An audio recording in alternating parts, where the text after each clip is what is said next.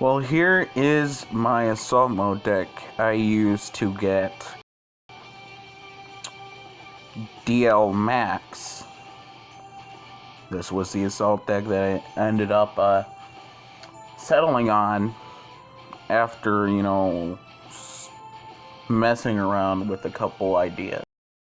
So, how does the deck work? Well, first of all, Cosmic Enlightenment. You know the skill, you love the skill, you should, it's a good skill.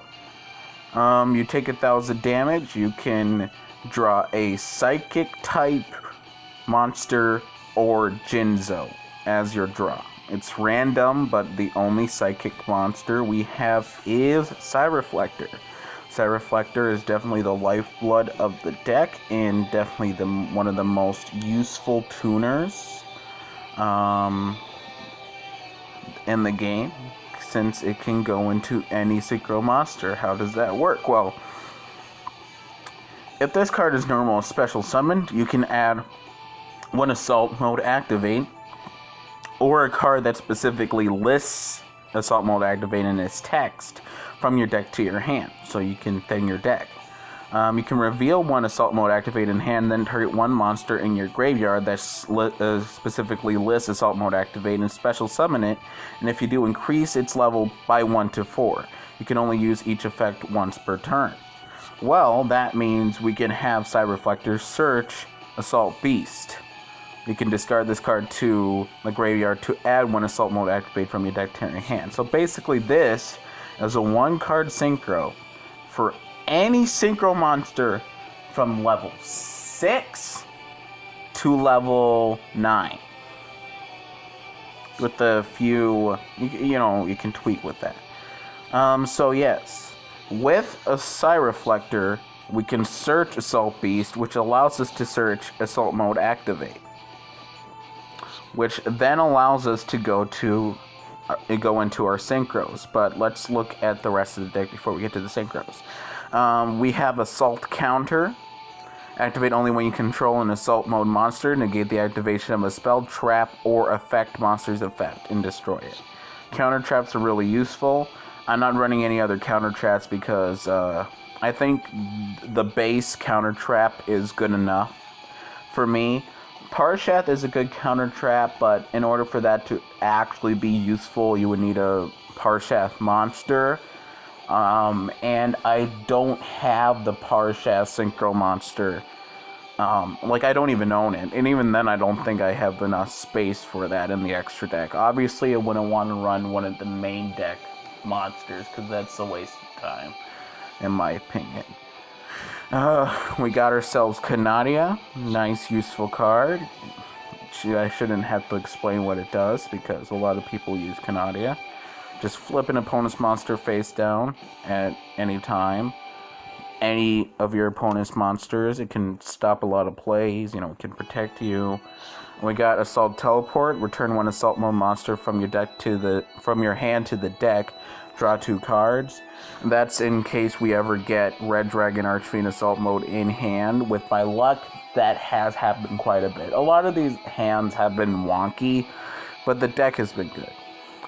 So basically, you cannot special summon this card except with Assault Mode Activate. If this card attacks, destroy all other monsters after damage calculation. When destroyed, it can bring back Red Dragon Archfiend.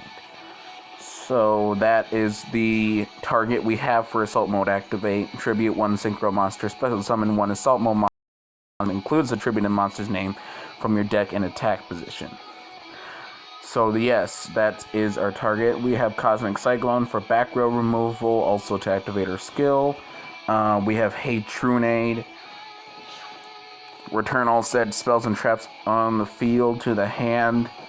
Just a more permanent back row solution. If they set 3, we can get rid of it. We also have Vision Hero Witch Raider.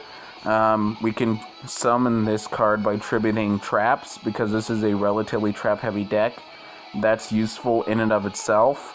But we can also destroy all spells and traps your opponent controls. We cannot special summon monsters after we activate the effect, but it's another way to clear background. It's definitely useful, especially in a trap-heavy deck.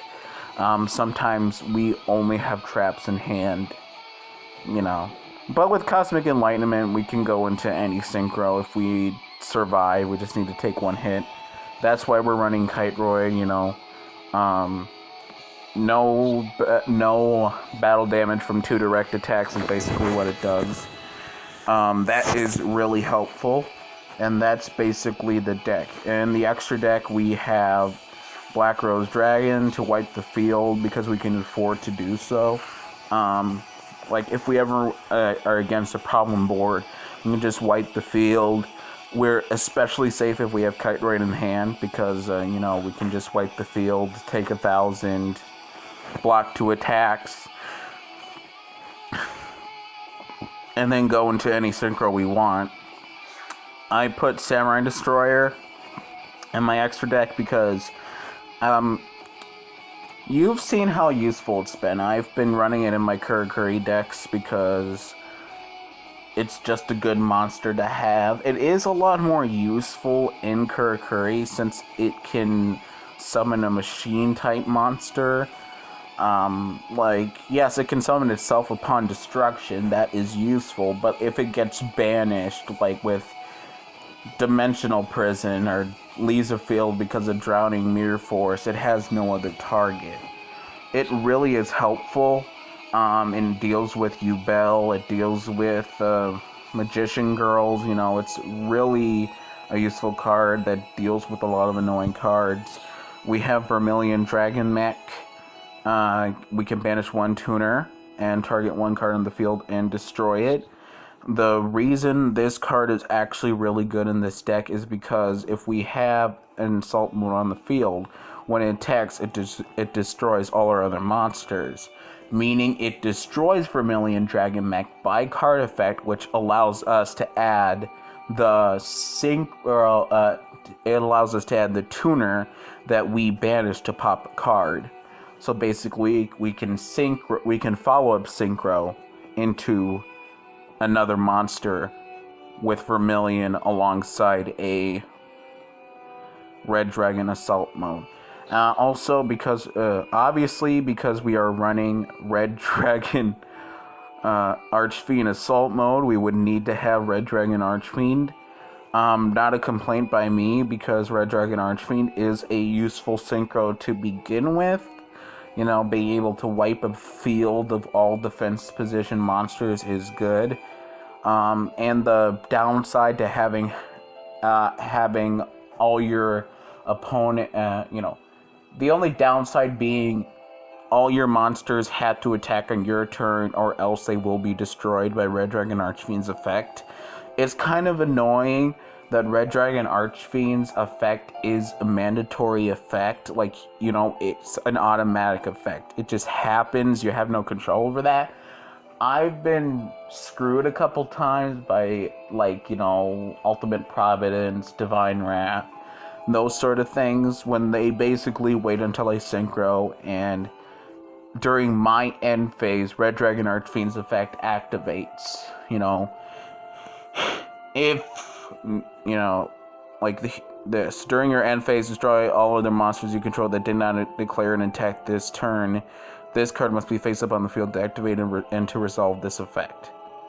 Because of that, Red Dragon Archfiend's effect activates. They activate Divine Wrath. They negate his effect and destroy it, which just leaves us with an empty field because we have Assault Mode activate set. We are building around the, you know, it's unfortunate. But that's fine. We're also running Stardust Spark Dragon, mainly because of its effect that it can protect itself from being destroyed by card effect. We don't really care. Well, the fact that it can protect any card on the field from battle or card effect one time is useful. We mainly use it to have a more permanent board presence alongside Red Dragon Archfiend Assault Mode, because when Assault Mode attacks, it destroys all other monsters, meaning Stardust Spark can protect itself from being destroyed, meaning we can attack directly for 2,500 after Red Dragon Archfiend Assault Mode wipes the entire field. So that is completely useful. Oops. I do want to list a couple problems. Like I said, most of my hands during my KC Cup run were kind of iffy, but that's mainly my luck. And the other thing is, Sealed Tombs does stop the synchro plays, and Necro Valley can really hurt you. And that's about it.